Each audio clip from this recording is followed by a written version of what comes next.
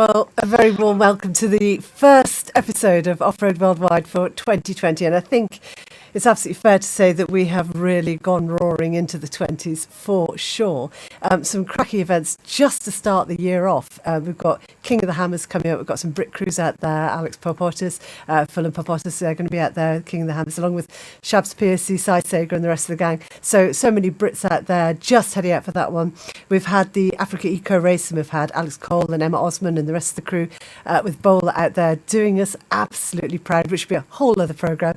But one of the key starts, and I think for me, one of the newest things that we've started to do, and I think this is it's beginning to get so far ahead now with social media and the way that we can cover events, and to actually start to bring in people from around the world is just huge. I find it so exciting, and it's where we need to be with off-road motorsport. We are one of the most visual, most beautiful sports to hit social media, and we've really got to use it. So I was utterly delighted. I just so made up when we found somebody to actually go out to the mighty, the epic, the incredible Dakar, the ultimate race.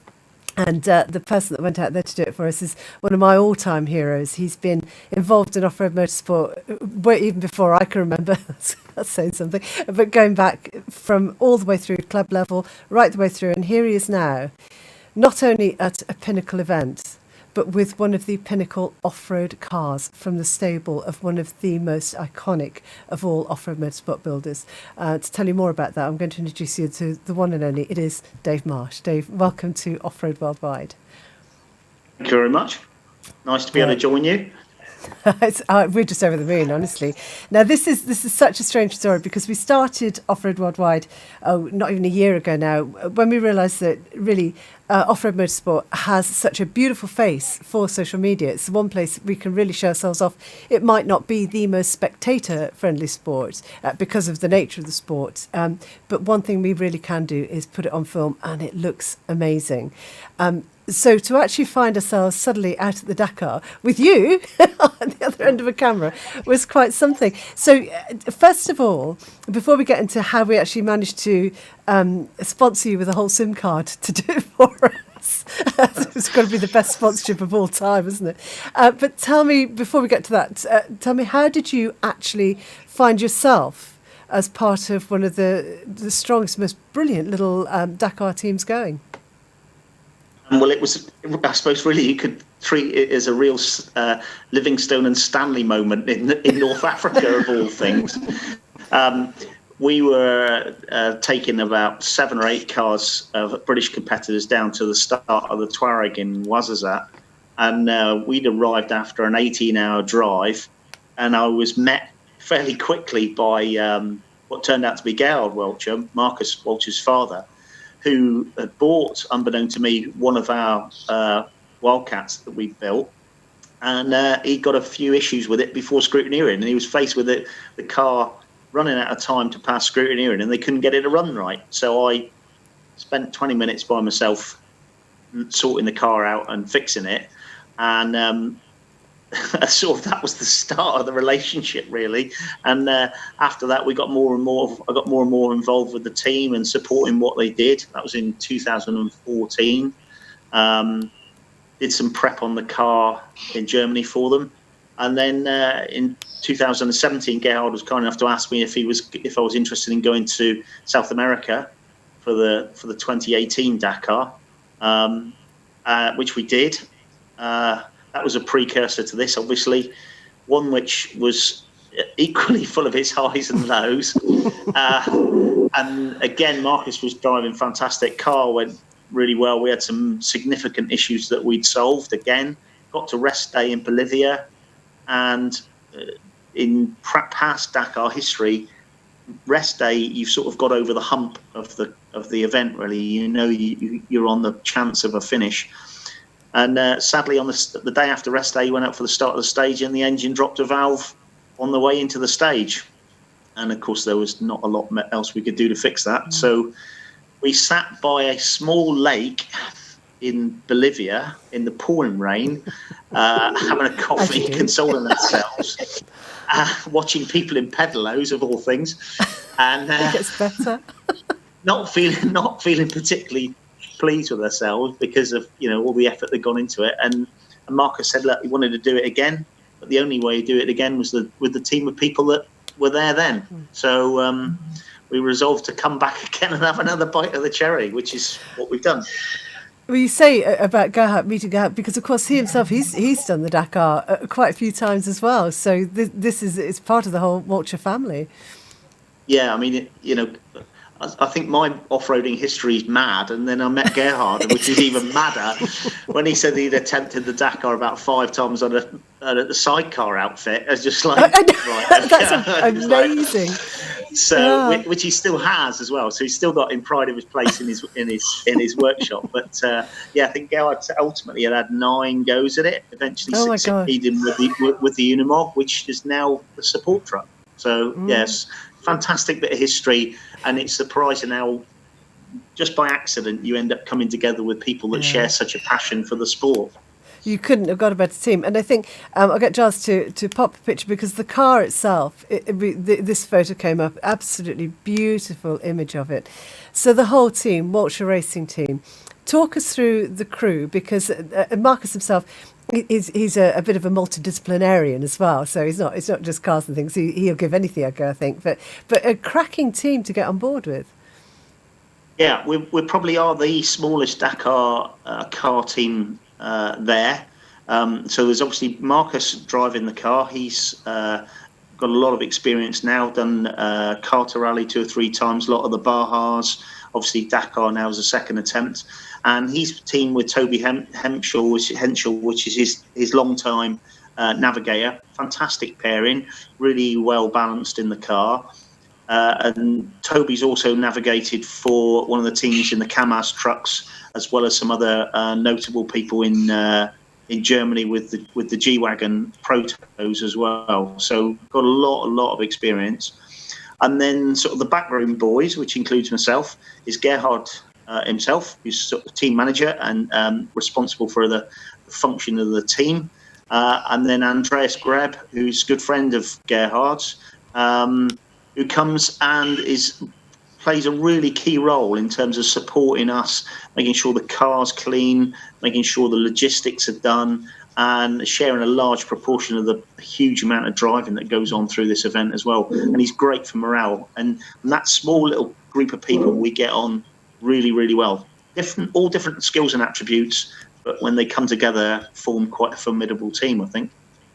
Yeah, and sometimes less is more. To have a small team where you cover so many skills between so few people, absolutely perfect, so much easier to manage in so many ways. But I should imagine tiring, but we will come to that. So we sort of somehow, because over how many years, how many decades, we sort of got in touch again recently. And it was when we were talking one day and you'd said about going out to Dakar, and I can't remember who even suggested it, but suddenly there we were.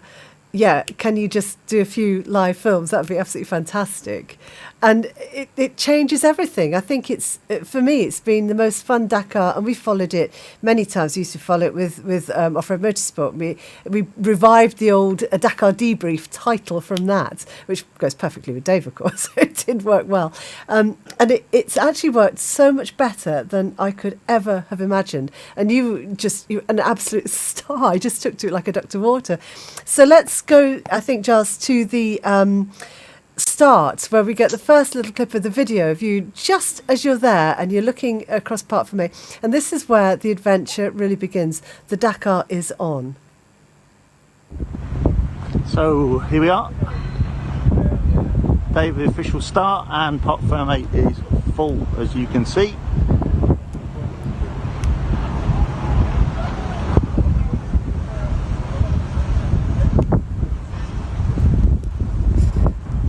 Now, just going through your head there, Dave, you must be looking at those cars and you must be looking at all this imagery. You're in Saudi Arabia. This is just incredible. You're at the start of the Dakar with the Walcher Racing team. What was actually going through your head at this point? I think more than anything, it's that nervous anticipation. I suppose because I've had the benefit of being involved with Dakar before.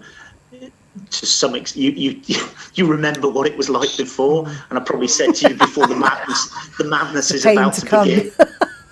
So that bit of it, you're set up for, but it is that anticipation of being able to deal with anything that it might throw at you, and keep it going for us as a team, and remembering that there's 350 other competitors in that race that are all trying to do the same thing, and you've got to have luck on your side. There's no doubt about it with that race. There's got to have some luck, but we knew that we'd put so much effort into the preparation, both from the team perspective and from the car. And I mean, I was on the rowing machine every day before I went. I've become a figure of hate. Not that it seems to make any difference to my size, but had to show commitment. Tell me about it. 6:30 in the morning every morning. I'm on the rower, making sure we got, because you need to be prepared for it, and obviously to be able to support Marcus's commitment to the race as well. So, but nervous anticipation more than anything, I think. Well, I think you weren't alone, because the next clip introduces Marcus, and it just starts to give a feel of what it was beginning to feel like at this point. Hi everyone from Saudi Arabia. The third chapter in the Dakar now. It's entering into the Middle East, and we're here with Walcher Racing Team for their second crack. 2018 unfortunately wasn't successful due to an engine failure, so hopefully we can go for a finish here in Saudi Arabia. We've had a pretty good day, gone through scrutineering okay, a couple of minor issues which have all been sorted out, and now just packing up, having dropped the car into Parc Ferme, and hopefully give you a good update tomorrow on what's going on in the service park, what's going on at Parc Ferme, give you a tour of the vehicles and hopefully a tour of the truck as well, ready for a start. So that Dakar debrief, Dave with Dave Marsh, we're away, we're off and running. It was brilliant. It was really, really good. For you, though, actually standing there, and just for anybody else because we keep trying to say to people should do it. How does it feel when you're doing it and you're actually reporting back to all of us, and we're all waiting to hear? What does it feel like on the other end of that phone? Well, I suppose I'm assuming somebody wants to listen to what I've got to say, but I think that the thing is with it, all too often you go off and do these crazy things and don't have the opportunity to share with people what the camaraderie, the fun, the experience, the highs and the lows, and to be able to do that to a wider audience I think is a great thing, because it spreads the ability to show what's really great about this sport. Totally agree. Well, the next bit shows, again, this is a bit just before we get underway, but the nerves are really starting to build now. So, Marcus, do you want to give us tell us how you're feeling in the build-up now for the big day and the off? We are feeling great. It's rising excitement at the moment, and if you see the party here, it's rising even more. And now I want to start. I don't want to wait anymore. Well, we're going to wait a bit longer and drive this briefing later, I believe, yeah? Yeah, we have to do the briefing now, but I hope the race starts soon. You see, that to me says it all, Dave. I don't want to wait anymore. And you can absolutely feel it. And I was thinking, crikey, it's bad enough when there's something that's just quite exciting. When you're waiting to start that, the adrenaline's pumping, the nerves are there, the car's ready, you're ready, the team's ready. How do you get that time to go without starting to... Because it's a very fine line between excited anticipation and nervous anticipation, and you want the excited anticipation to stay. What's the secret to keeping it just balanced on that side?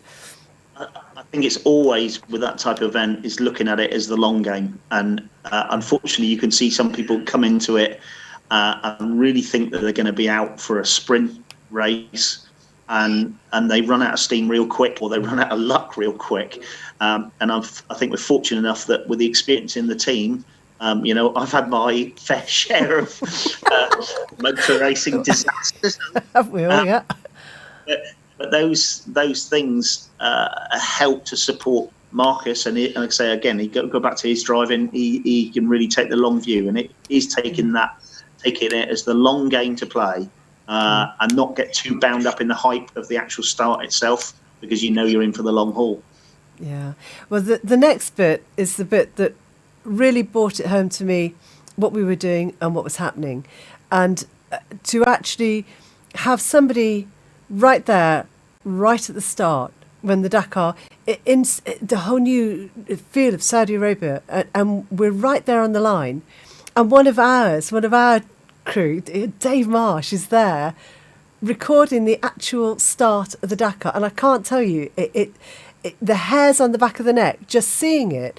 It's a short clip, but my goodness me, for me it changes everything. It was so special, and this moment it will stay with me for a very long time. When you posted this, it absolutely just blew me away. I think this is something really different.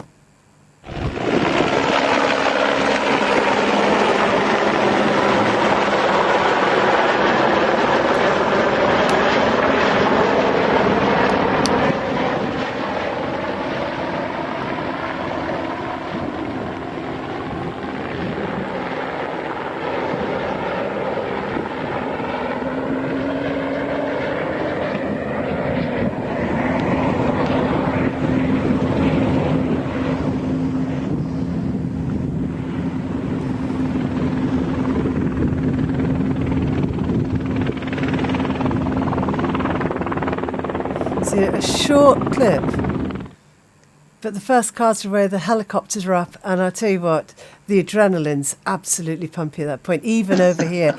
Honestly, I spent the whole 12 days, what it was, waking up at about 4 or 5 in the morning. Any news? Quick, let's see if you've come anything.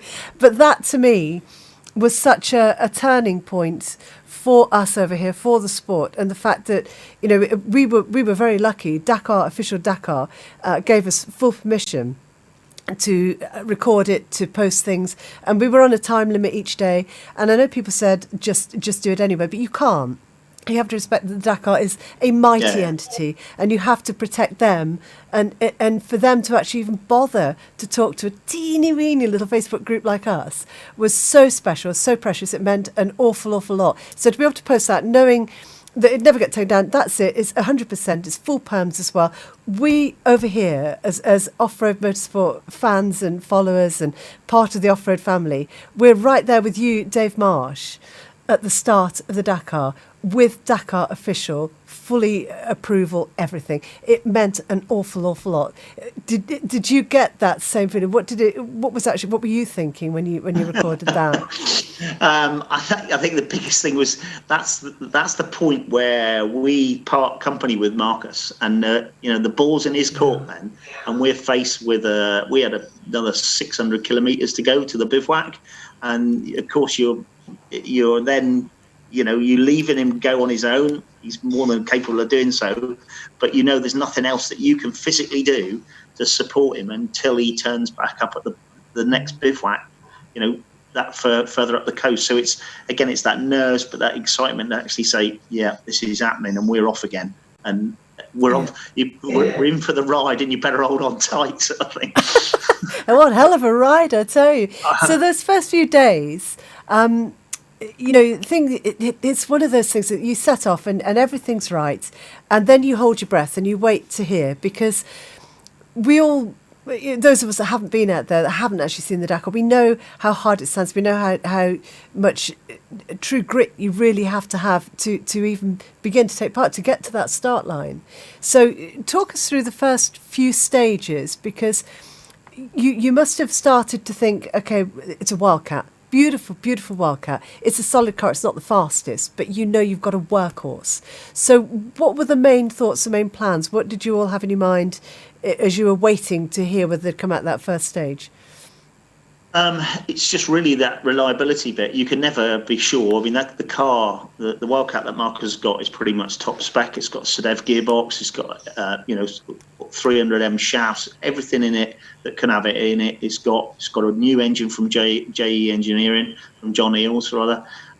So everything had been done that could be done, and then really once you cut out of that first stage, you get a feel for how the car's coping. It was really, really rocky. So the car was taking a lot of damage underneath, but the car almost sort of starts to bed itself into it, and you sort of get to see which of the bits the vehicle's suffering from, things you've got to keep an eye on. And I run quite a detailed checklist on the car, so it's done absolutely methodically and meticulously every night. Everything's ticked off and signed off that the major components on the car, so nothing's left and forgotten for the next day. So once you get into that sort of rhythm, then you can sort of stay on top. The idea is you can stay on top of it until go wrong. So do you have do you have any communication with them at all once they're out on stage? Do you just have to sit and wait? So quite a lot of the time it's completely blind.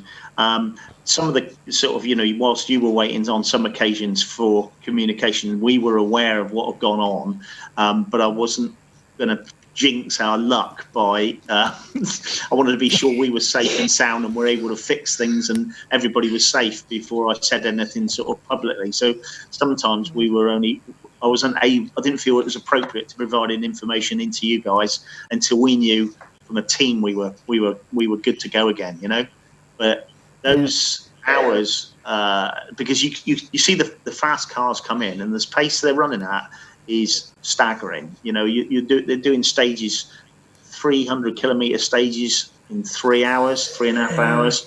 So you see them arrive, and then you know that you're probably adding two and a bit hours to Marcus's time for them to come. And then, of course, when that due time arrives, and then he's not in, it's like, all right, okay, and you just got an awful lot of pacing goes on. You said at one point.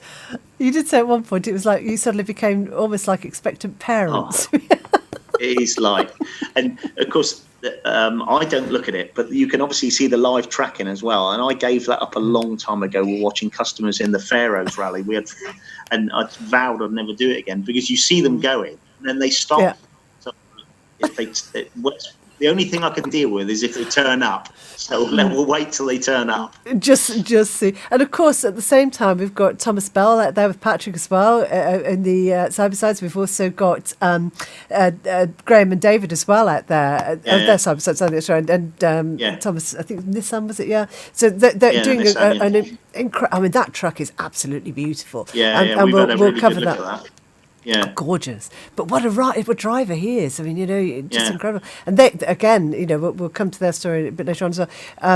Unfortunately, I know Graham and David were going fabulous. Their team, absolute hoot to watch. If you ever get the chance, go over to their page as well. We'll put all the details up when we do the programme.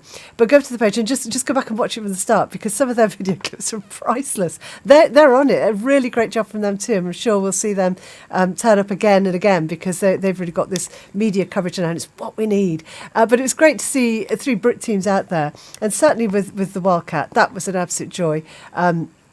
At the same time, as I said, we've got Alex and Emma. We're trying to follow them out in the Africa Eco Bowler as well. Bowler name through off-road, through the Dakar now, absolutely synonymous with it as well. It's been going strong. So that car must have been getting a lot of looks, a lot of respect because of what it is, its own heritage. Yeah, I think it's surprising. This level of sport, it's a game of quite big budgets with people, and sometimes the smaller cars like the Wildcat are dismissed. Because obviously they don't necessarily offer that top end performance, but what really comes strong with the Wildcat is it keeps going, and it will take an awful lot of damage and a lot of abuse that a lot of the cars won't stand up to. And if you keep going, the thing starts coming up the leaderboard because it's got the robustness, and that's a testament. Let's go back to to Drew himself. His original product. Yeah. There's an awful lot bound up in that, and that really sits with me. I've raced a long time with Drew, and to be able to still carry that forward gives me quite a warm feeling. So it's great to hold that sort of torch a bit, really, for what British Motorsport's done and what Bowler's done. Exactly, and I think he'd be proper proud for sure. We'll go to a video now because this shows, I think, the whole professionalism, not only of yourself but of the whole team, and that lovely little Wildcat. Has the Wildcat got a name, by the way? Did she have a name? Yes, it's Sir Henry. Henry? Sir Henry. Sir Henry. I love it. Yeah. Sir Henry the Wildcat. That's a beautiful name. Beautiful. So, Sir Henry. So this covers sort of Marcus, a little bit of yourself, and of course, Sir Henry. I love that. It's fantastic. That gives a whole new roundness to the story too. So, Giles, we'll just show that little video clip now because I think this tells a lot more of the story as well. Right. Okay, so here we are, Dakar rest day in Riyadh. Car's now in pieces. Been working on it for a couple of hours. Generally speaking, it's in pretty good shape. No major problems. There's Gerhard's busy and away in the cab there. Hi, Gerhard. Yeah, but a little bit busy only because the car is still in wonderful condition as the drivers and co-pilot too, so we simply enjoy this week. Good.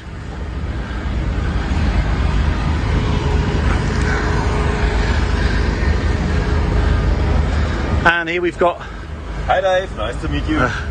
Marcus and Toby. So Marcus, can you tell us how you found the first week at the Dakar here? Overall, it was a great week for us. The first 2 days we had a lot of fun. The third day and the fourth day were a bit hard because we overrolled the car, and after that we had problems with the servo steering. There was a pipe broken. We tried to repair for about 2 hours, so we came in the night and we had no servo steering. It was a bit a hard job. But the fifth and the sixth day have been great again. We had a lot of sandy tracks, which was really great fun, and we had the first dunes to cross, and we really felt fine and are happy to be here now. And Toby, how have you found the first week as the navigator? I'm very happy that I found every track and every waypoint, and I'm very happy to be here. And I know you said that a couple of times you've had to come in the night, and we've been waiting anxiously for you. Well, how about the lights on the car? Because I know that you've got laser on board for... Yeah, you really need a laser because the light that's on board in a serious car, that's not really good working, so the laser lamps are doing a great job and they bring us to the finish every night. And Toby, what are you looking forward to next week?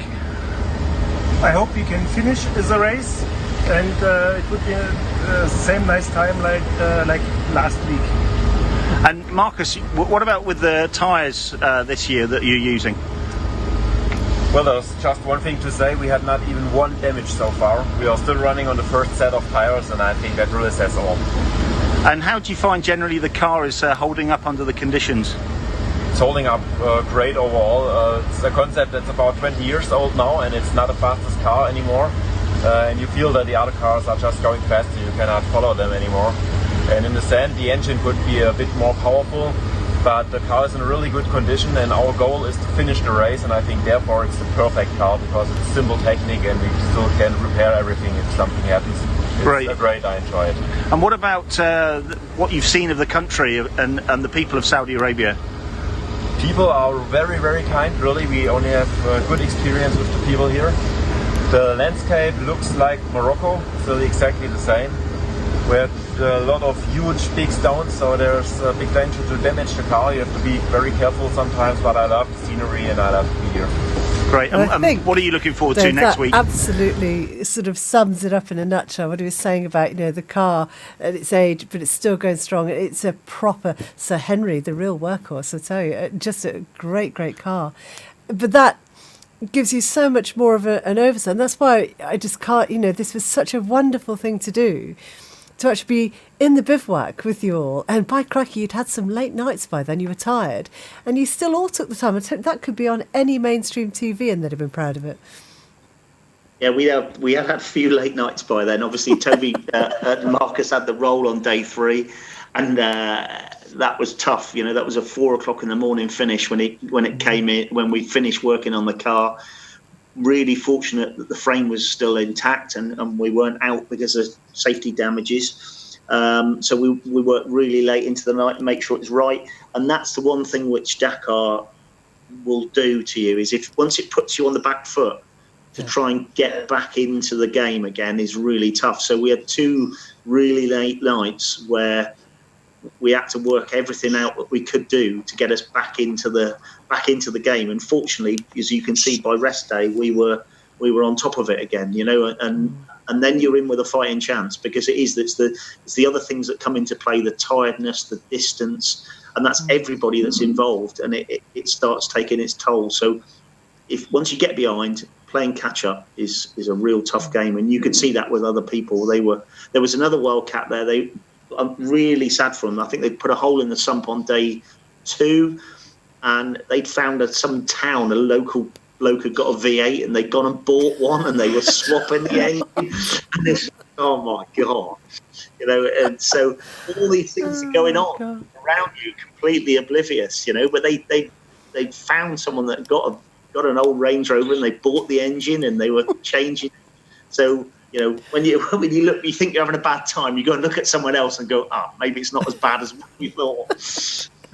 It's true. Well, there were some bits, and there's so much goes on as well. You know, it's where luck, as you said, where you break down, when you break down. And I think we've got a little pic of Sir Henry on the end of a tow rope at one point, just being brought into the final, I think off liaison rather than on stage. So. Yeah, so all Marcus was doing there was saving the power steering pump. So he can only get assistance from a further competitor. So that's a T4 race truck from South Racing, who were really kind and obliging and got him to the next stage. But it's that sort of camaraderie as well that goes on. That, like, you know, everybody helps each other out, and that's part of what Dakar and rally raiding is about as well. Well, we've seen a little bit of Marcus. We've seen Sir Henry, the wonderful Wildcat. We've talked to the service crew. We've just got a short clip of what it's actually like in the service crew's truck. So this is you underway on the road from the cab. So here we are, we're on the go. You can see here's the cockpit now for 2 weeks. Here's the team. Gerhard's chauffeur today. Not today. First coffee. First coffee of the day with Andreas. And we have coffee to go. And that's the first leg, which will be a 650 kilometre liaison to the next service at Al Waj. That's just a short clip, just to show what it's like inside. Because your job, you've got to get from A to B, and you've got to do it in the right time, and you've got all that going on in the cab as well, and you've got to keep yourselves fed and watered. Yeah, so you've got in the cab, you just saw, so you've got the GPS on the go as well. You've got their organisation's GPS, so they monitor your speed. So you can't, if you break the speed limit, you're fined and you can be excluded, and Marcus can be excluded. So you've got a responsibility, obviously, to drive safely in the normal road conditions. But of course, that adds a time pressure as well to be there, ready for him. It just made me laugh because we all look quite fresh in that. I think if we'd taken a video about a week later, it wouldn't have been quite so chirpy. It wouldn't surprise me on the, but it's a huge responsibility, and you know, it's seeing you there with all that gear, and you're there to support Marcus and Toby on this incredible adventure. But you're not just the subscriber; you are the team. The one beautiful thing about Marcus Walcher and the whole Walcher racing team is you are all part of it, every single bit. And I think you said at one point that after Marcus had rolled, he actually apologised because that was him kind of letting the team down a little bit on his way. You know, it's lovely. He was really gutted, you know, and these things happen. And you know, I think all we expect of each other is everybody gives 100%. You know, that's it. It doesn't matter if it goes wrong, and that's Gerhard's philosophy. As long as we've given everything we can give. So he was obviously feeling a bit low at that stage, but it's like, right, okay, it's happened. Let's move on, and we pick ourselves up and go on again. And the following night, Marcus drove an absolute blinder. He drove 175 kilometres with no power steering in the dark, and to bring that car in the middle of the night. So, you know, he paid it back in spades the following night. He brought it home, absolutely. And this is what I found about the whole team. Every one of you was. You are, you know, we use the word family in off-road motorsport an awful lot, and I don't think it can ever be underestimated. You must all kind of think along the same lines, and you must all have absolute and total respect for each other. Very much so. And I say it is about what everybody's different attributes bring, and that's the thing about a good team. You know, everybody brings something different to the party, but as a collective, it makes, you know, that a good team is one that has different strengths and weaknesses and can play to those, most importantly. Yeah, well, we've followed you through, and some of the videos. If you, as I say, if you go to Dave's own Dave Marsh Racing or Walcher Racing Team's page, you can catch up on an awful lot of these videos as well and find out more. There's a lot more going on. and you can see the pain. And I know one night we had a chat, and it must be about 3 o'clock in the morning, 4 o'clock in the morning our time, and you just crawled out in your long johns, and it was freezing. I'm sort of sat there all really stuck on lovely warm over here, and you're absolutely freezing in the desert. And I thought, you can't get any more real than this. But out there, you went to absolute extremes of temperature. It threw everything at you. Yeah, I mean, they did sort of warn us that January in Saudi can be quite cool, but it really took us. Well, there was snow 2 days after we left Al Waj. They had snow, I think, but it very much so. You've got to prepare for all of those things as well, which is, and that was the same as when we were in South America. Obviously, with the altitude at 4,500 meters, dealing with the lack of oxygen was a real significant issue. So, but yeah, so it's and that's what Dakar's about. It is, they throw the kitchen sink at you, for certainly. And you did go through it, and that 4 o'clock the clutch problems, and not only did you just think, okay, because you were coming up to the marathon stages, but which is massive, and you come up to the marathon stage, and I think they had problems with the clutch. So, you just literally did the whole thing, didn't you? Talk us through that, because that was epic. How you had the strength, the mental strength, to face up to what you needed to do and do it is quite remarkable. Yeah, I mean, it was one of those. Again, it's one of those things where we were determined to deliver 100% of what we could do to support Marcus to get to the finish. So we had some questions over the clutch. Marcus had lost drive during the day because he'd had some throttle issues. So it was a thing that I wasn't prepared to see that. He left a chance, so it was like the only option is to take the gearbox out tonight and check the thing over. So this is like now at 9:30 at night, isn't it? Right, we know what we're going to do next. Unfortunately, X-Rayed, the mini team really great.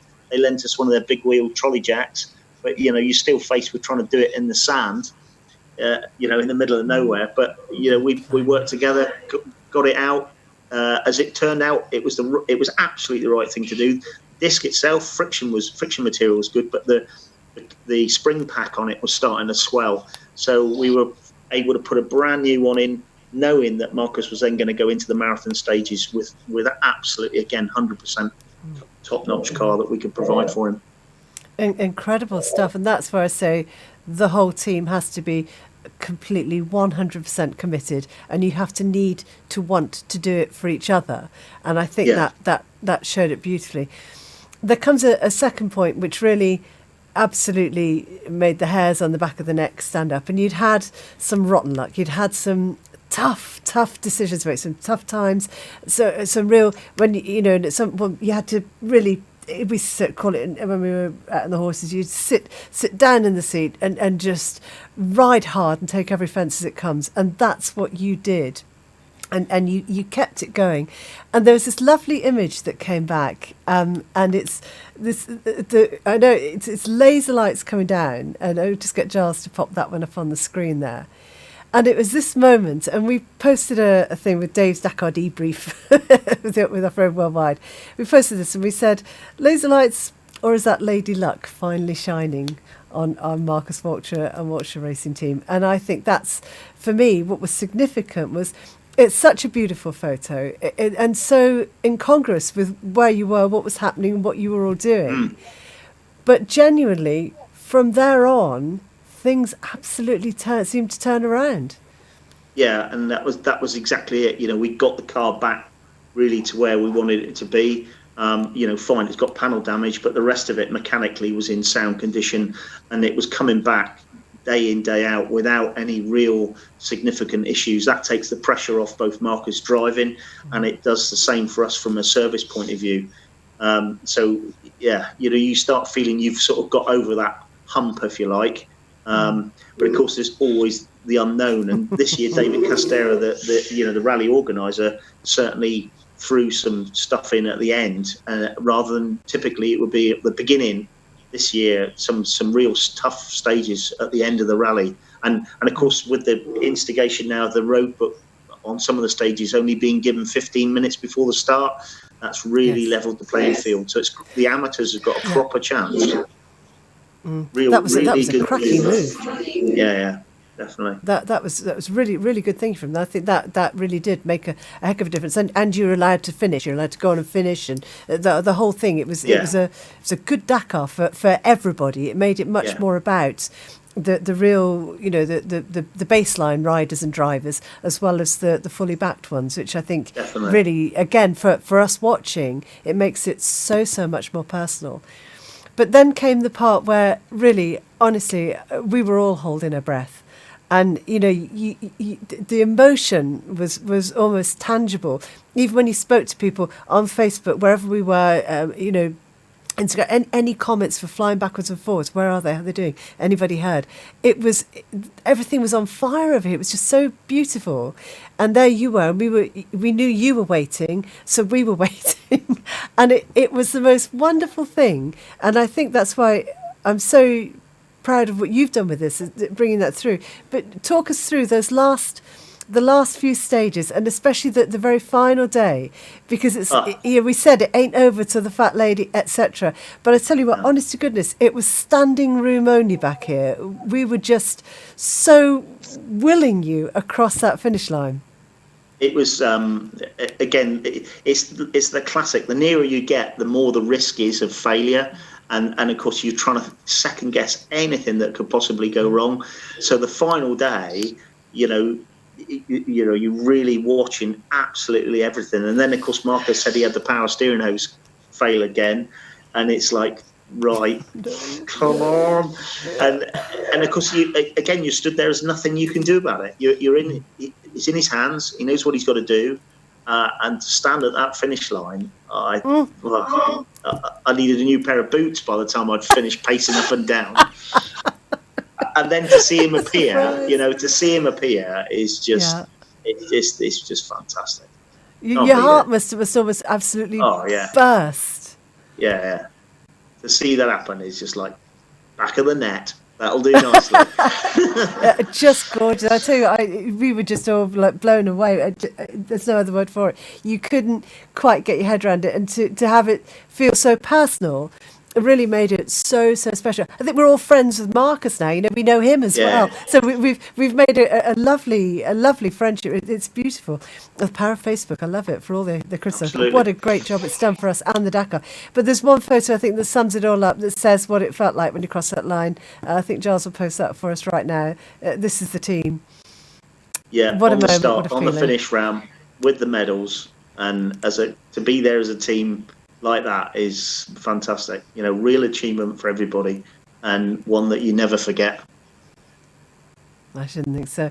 And I'll tell you something else as well. I bet before you do all that, because I know you and I had a chat at some ridiculous time in the morning again from Jeddah Airport, just as you were about to head on back. And some of the things you were telling me then were, and again, it'll all come up somewhere further down the line when we talk again, I'm quite sure. But it sounded as though between you all now, there's a bond like no other, and you will go on and do things into the future. But as well as Marcus and the crew, and Gerhard and all the rest of the gang, Bowler themselves, of course, you still work with Bowler now. They must be so proud of yourself, what you did, as well as the cruise out at the Africa. But what you did with that Wildcat and that wonderful Drew Ball history, everybody must have been so proud of you. I think it's just great to be able to fly that flag, really, and that's, like I say, we can never escape the contribution that Drew's made to British off-road motorsport, and to be, only a small part of that story, I consider to be an immense privilege to be able to do so. So, say no more than that, I think. Well, Dave Marsh, that's another adventure under your belt. The question has to be, you said we took a couple of days and we allowed you a little breathing space to get back and just regroup your own thoughts. But, I just know you're already on the next thing. So what is the next thing? Well, who knows? But I keep saying, if we come up with, I said to Gerhard, if you come up with another brilliant idea, just punch me in the face. It's instead. No, I'm sure there's something on the cards. I know Marcus is already thinking about his plans, but the first thing will be to get the car back. That's back in about 3 weeks' time. We've got a revision on the car and the after Dakar party in Germany, which we're all looking forward to. Have a big celebration with family and friends there, hopefully, and then go from there. Now, listen, that's one thing you must. I want the live video, and I want it live this time from the after party. about midway through, before it all gets too leery, but when everybody's got a bit warmed up, one little video then, just perfect. But again, and I know you wanted to thank your own family and everybody as well, because definitely, what people cope with on your, when you're going out, it's not easy. It's not easy back here for other people. No, I mean, Kerry's an absolute rock, and the kids have been brilliant. And without her support, it's just not possible to do these things. And it's a stronger team here as it is as ever. So really, without her support, I couldn't be doing this sort of stuff. So I can't thank her enough, really. Absolutely right too, and I think that goes for so many people involved in the sport at this level. What we see when you see the crew in the cab and you see Marcus and Toby, that's the tip of the iceberg. But their team comes into the next little bit there. That's yourself and the service crew, and then underpinning all of you is the main chassis of your whole crew, and that's the family, the friends, the supporters, and without that, it just wouldn't be as much fun. Even if it were possible, it would not be as much fun, and that's what makes the sport so very special to all of us, I think. But Dave Marsh, just an absolute joy to talk to you again, and thank you. You're welcome. We cannot thank you enough for picking up the baton and going out there and giving this a go. And I tell you, honest to goodness, any mainstream TV would have been blooming proud of that. It was absolutely brilliant. The result was just superb as well. We couldn't have wished for a better story with yourself, Walcher Racing Team, and of course Sir Henry, the Wildcat, who I'm absolutely in love with now, totally. We have to thank all of you, and please, we've thanked Marcus, but again, please pass it on to Marcus Walcher and Toby and everybody else for just taking those brief moments to bother to keep us in the loop and as part of your whole group, as part of the whole Dakar. It meant a huge amount, so thank you. And we have, of course, got to thank the Dakar for again bothering with a teeny little Facebook group and giving us the permissions to follow such an iconic event. It's been the best I've ever watched. At least we didn't get Snooker interrupting you, which is fantastic. Just an usual story, isn't it? So Dave Marsh from Dave Marsh Racing and your whole history in off-road motorsport, your whole family, your whole crew and bowler, everybody involved, and Marcus Team Racing, Toby, the rest of the crew, thank you so very much from all of us. You're welcome. We're going to finish. Glad to share it. Oh, it's been lovely. We're going to finish with one image, and we've picked pictures, to be honest, from Thomas Bell's page, because I think it's such a beautiful thing. This is what the drivers, the navigators and the crew get. But for you, not only did you all win a finish, but you, Dave Marsh, and the rest of the crew absolutely won our hearts, and we just can't thank you enough, so thank you. So here's, Giles will post the picture of that beautiful, beautiful medal. That's what they got. But like I say, you got our hearts. Thank you. And for those of us who've often wondered what it would like to be actually sat in the car, out on the Dakar, here's a short treat for you, on board with Marcus and Toby at the Dakar 2020.